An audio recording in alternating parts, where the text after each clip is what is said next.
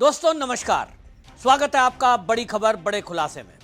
दोस्तों, supreme court में मुर्शिदाबाद यानी बंगाल के दंगों को लेकर जाने माने वकील विष्णु शंकर जैन ने एक याचिका दाखिल की थी, जिस पर सुप्रीम कोर्ट ने सुनवाई से मना कर दिया।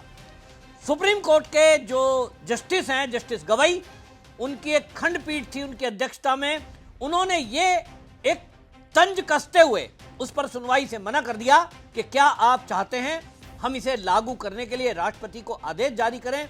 वैसे भी हम पर कार्यपालिका में अतिक्रमण के आरोप लग रहे हैं। ये जो जस्टिस गवई हैं, ये अब कुछ दिनों बाद ही सीजेआई बन जाएंगे और मुझे लगता है कि ये किसी विवाद में नहीं पड़ना चाहते, क्योंकि पहले ही भारतीय जनता पार्टी के सांसद निशिकांत दुबे ने आरोप लगाए हैं और सीधा सीधा देश के उपराष्ट्रपति जगदीप धनखड़ जी ने भी ये कह दिया कि कोई भी कोर्ट देश के राष्ट्रपति को निर्देशित नहीं कर सकते। निशिकांत दुबे ने कानून का हवाला भी दिया है, जिसमें प्रधानमंत्री का क्या काम है, राष्ट्रपति का क्या काम है, राज्यपाल का क्या काम है। उन्होंने कहा कि यह कानून में सब कुछ लिखा है, लेकिन कहीं यह नहीं लिखा कि कोर्ट राष्ट्रपति को निर्देशित करेगा। हालांकि इस मुद्दे को लेकर कपिल सिब्बल, जो कि जाने माने वकील हैं, उन्होंने ये कहा था कि राष्ट्रपति का तो कोई अधिकार होता ही नहीं है, वो तो कैबिनेट की सलाह पर काम करते हैं। अब इस मुद्दे को लेकर के जिस तरह से मुर्शिदाबाद दंगा और पूरे बंगाल में लोग पलायन कर रहे हैं, उसको देखते हुए यह कहा जा रहा था कि वहां तत्काल राष्ट्रपति शासन लगाया जाए।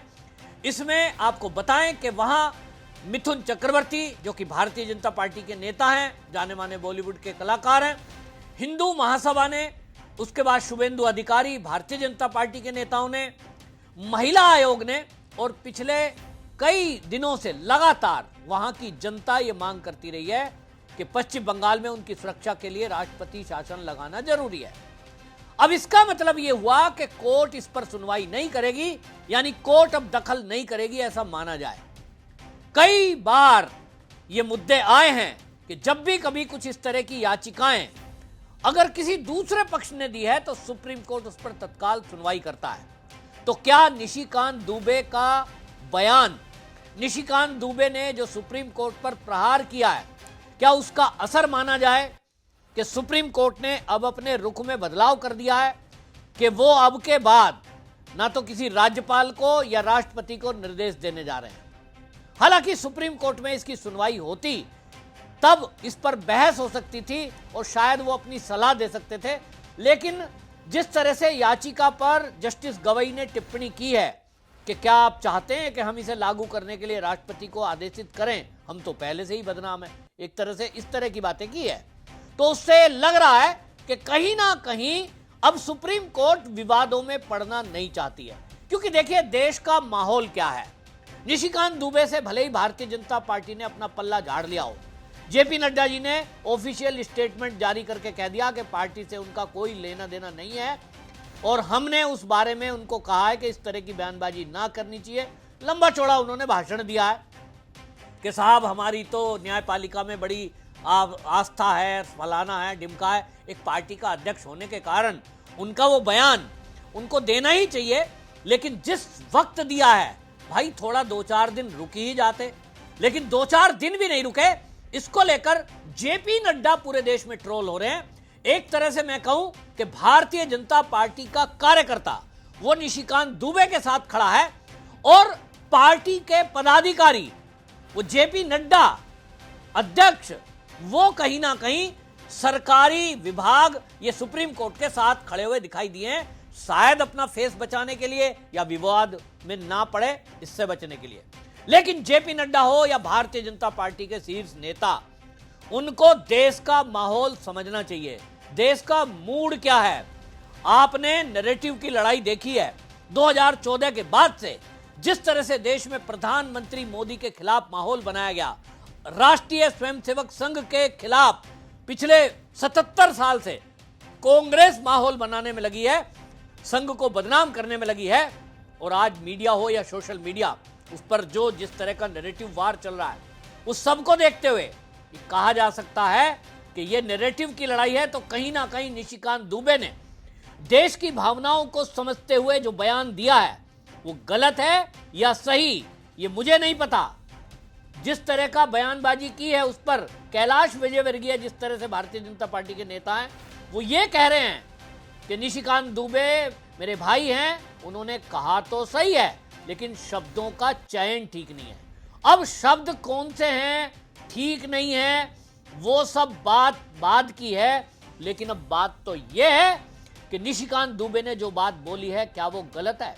निशिकांत दुबे ने जो कहा, सुप्रीम कोर्ट के जो आज के निर्णय में ये दिखाई दे रहा है, जब याचिका को रद्द किया है उन्होंने कि हम बंगाल के अंदर राष्ट्रपति शासन लगाने के लिए राष्ट्रपति को निर्देश नहीं दे सकते, इसमें कहीं ना कहीं ये दबाव झलक रहा है साफ साफ, जो निशिकांत दुबे ने बयान दिया है। देश के उपराष्ट्रपति जगदीप धनखड़ ने बयान दिया है कि क्या कानून बनाने का काम सुप्रीम कोर्ट करेगी।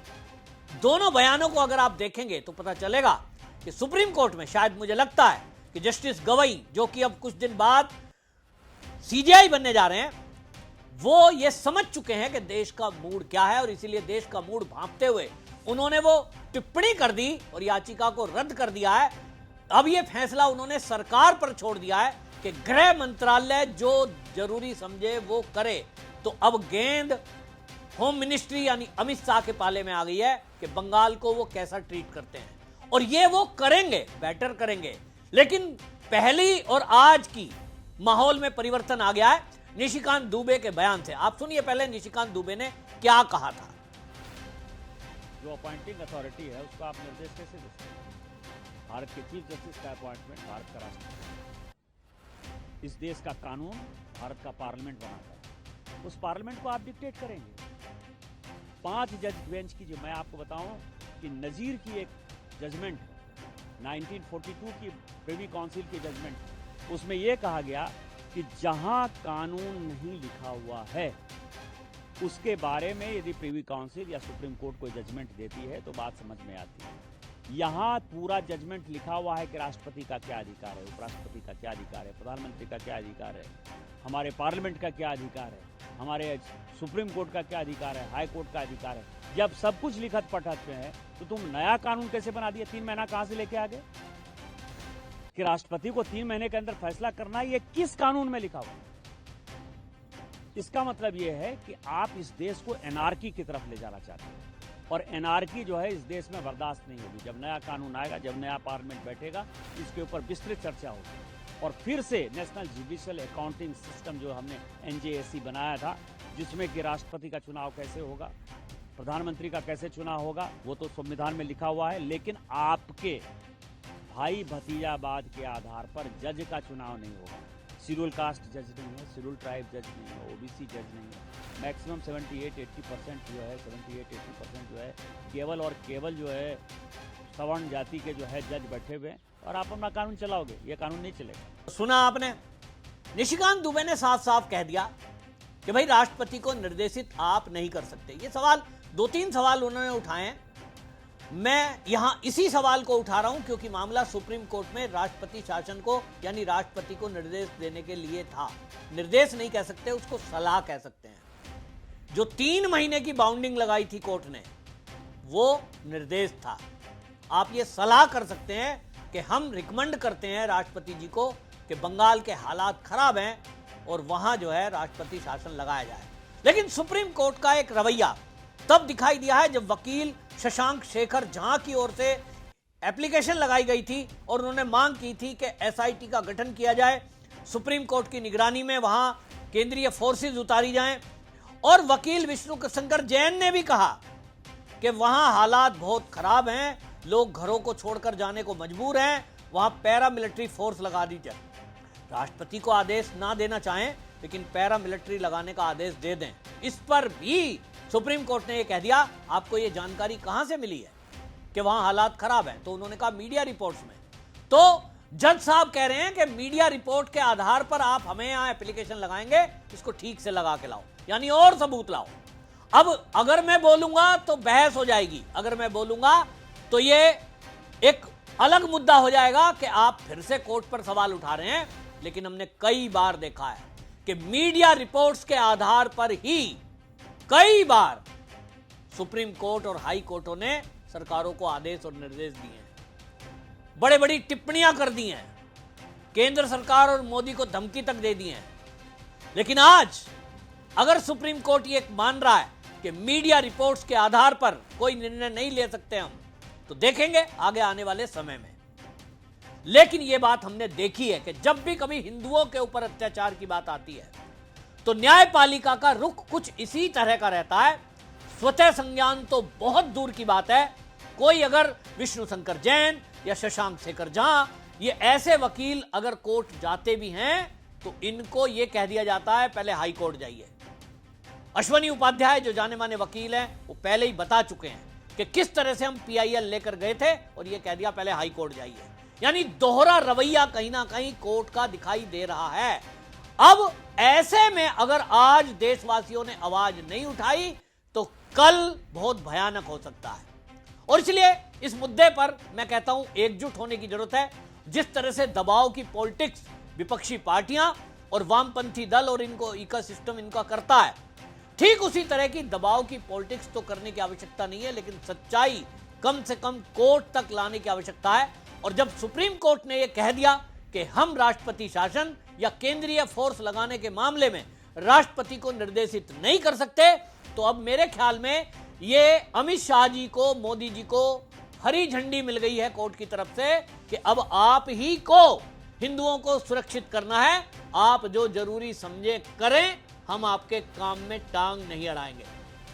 कहीं ना कहीं निशिकांत दुबे, उनका बयान इस मुद्दे पर मुझे लगता है कि आज नहीं तो कल काम आने वाला है। अगर मोदी सरकार बंगाल में आज राष्ट्रपति शासन लगा देती है, हालातों को कंट्रोल करने के लिए वहां सेना लगा देती है, तो निश्चित मानिए कि जो रुख आज सुप्रीम कोर्ट का दिखाई दे रहा है, भले ही निशिकांत दुबे के बयान पर उन्होंने टिप्पणी की हो, मुझे लगता है कि आज कोर्ट का ये सुबह को भटका शाम को घर आया वाली बात है। अगर ऐसा होता है तो कम से कम जब केंद्र कोई कदम उठाएगा तो ये उस केंद्र के उठाए गए कदम पर ना तो कोई टिप्पणी करेंगे, ना उस राष्ट्रपति शासन को वापस हटाने के लिए जब याचिकाएं आएंगी उस पर सुनवाई करेंगे। ऐसा उम्मीद मुझे लगती है। आपको क्या लगता है? क्या सुप्रीम कोर्ट अब हिंदुओं की रक्षा के लिए भी वहां राष्ट्रपति शासन जब केंद्र सरकार लगाएगी तो क्या उसको लगे रहने देगा? क्या जो याचिकाएं विपक्षी पार्टियां, टीएमसी, कांग्रेस ये लेकर के आएगी और सड़कों पे हल्ला बचेगा, तब क्या सुप्रीम कोर्ट इसी तरह की दलीलें रखेगा कि भाई ये फैसला केंद्र का है, ये राष्ट्रपति शासन राष्ट्रपति ने लगाया है, हम इसको हटा नहीं सकते, इसके लिए आप सरकार के पास जाइए? आपको क्या लगता है? अपनी राय जरूर रखिए, वीडियो को शेयर जरूर करिए।